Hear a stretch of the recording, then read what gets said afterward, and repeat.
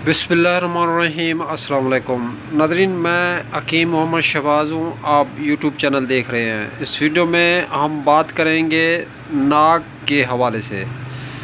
तो ये ड्रॉपर हैं, नाक के अंदर जो है 1 से 2 ड्रॉप डाले जाते हैं रात को सोते वक्त या दिन को या किसी भी टाइम जो है।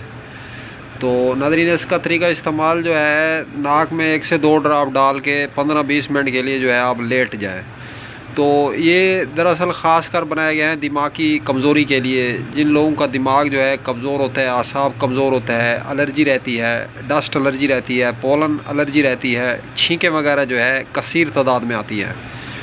तो ये दरअसल उस मर्ज़ के लिए जो है तैयार किए गए हैं। तो मुकव्वी दिमाग हैं, हाफ़ज़ा को भी ताकत देते हैं, दिमाग को भी ताकत देते हैं और छींकें वगैरह भी इससे जो है रुक जाती हैं। तो अब तक के लिए इतना ही। तब तक के लिए अपना भी ख्याल रखें और अपने फेसबुक पेज और यूट्यूब चैनल पर का भी। तो नाज़रीन, चैनल पे फर्स्ट टाइम आया, चैनल को सब्सक्राइब करें। वीडियो अगर अच्छी लगी है इस वीडियो को लाइक करें, शेयर करें। अब तक के लिए इतना ही। खुदा हाफ़िज़।